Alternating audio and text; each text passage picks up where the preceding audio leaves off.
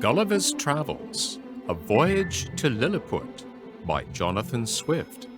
Chapter 3. My gentleness and good behavior gained so far on the emperor and his court, and indeed on the people in general, that I began to have hopes of getting my liberty in a short time. The natives came by degrees to be less fearful of danger from me. I would sometimes lie down and let 5 or 6 of them dance on my hand, and at the last the boys and girls ventured to come and play at hide-and-seek in my hair. The horses of the army and of the royal stables were no longer shy, having been daily led before me, and one of the emperor's huntsmen, on a large courser, took my foot, shoe and all, which was indeed a prodigious leap. I amused the emperor one day in a very extraordinary manner. I took 9 sticks and fixed them firmly in the ground in a square. Then I took 4 other sticks and tied them parallel at each corner, about 2 feet from the ground.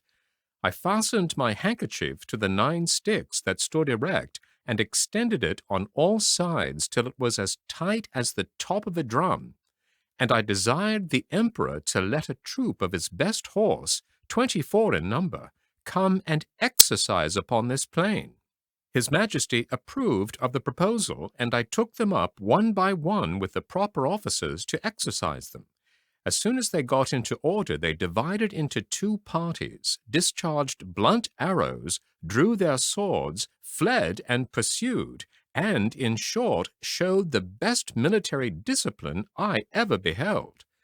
The parallel sticks secured them and their horses from falling off the stage, and the emperor was so much delighted that he ordered this entertainment to be repeated several days, and persuaded the empress herself to let me hold her in her chair within 2 yards of the stage, whence she could view the whole performance. Fortunately, no accident happened. Only once a fiery horse, pawing with his hoof, struck a hole in my handkerchief, and overthrew his rider and himself.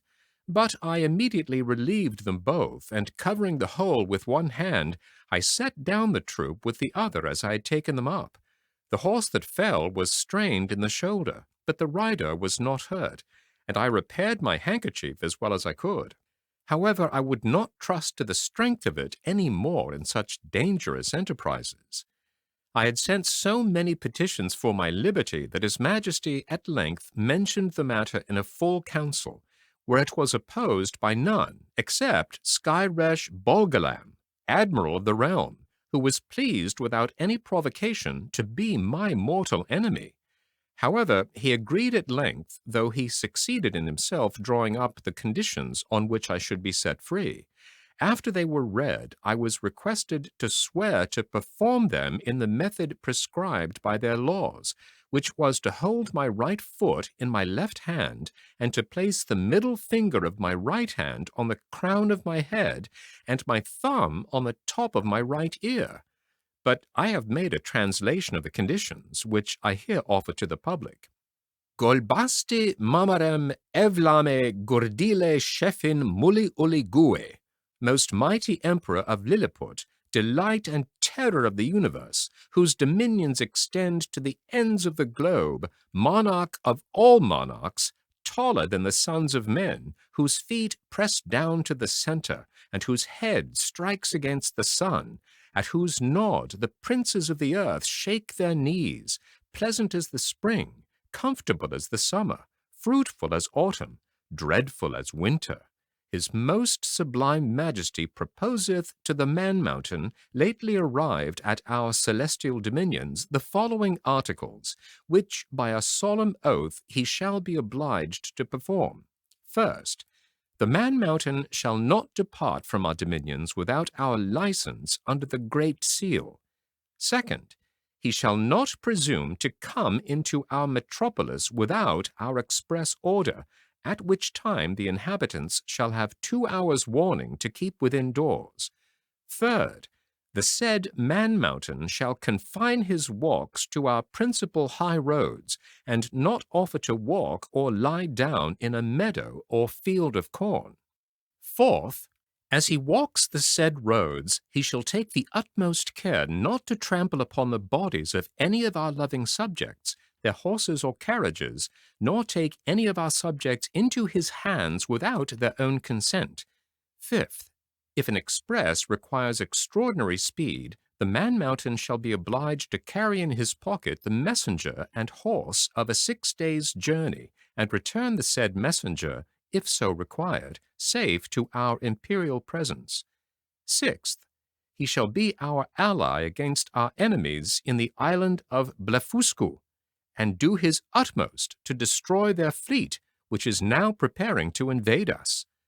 Lastly, upon his solemn oath to observe all the above articles, the said man-mountain shall have a daily allowance of meat and drink sufficient for the support of 1,724 of our subjects, with free access to our royal person, and other marks of our favor, given at our palace at Belfaburak, the 12th day of the 91st moon of our reign.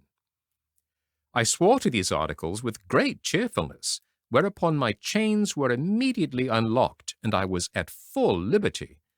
One morning, about a fortnight after I had obtained my freedom, Reldresal, the emperor's secretary for private affairs, came to my house, attended only by one servant.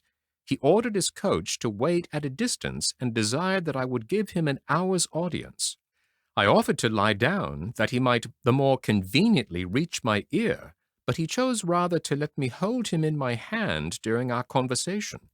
He began with compliments on my liberty, but he added that, save for the present state of things at court, perhaps I might not have obtained it too soon. For, he said, however flourishing we may seem to foreigners, we are in danger of an invasion from the island of Blefuscu, which is the other great empire of the universe, almost as large and as powerful as this of His Majesty.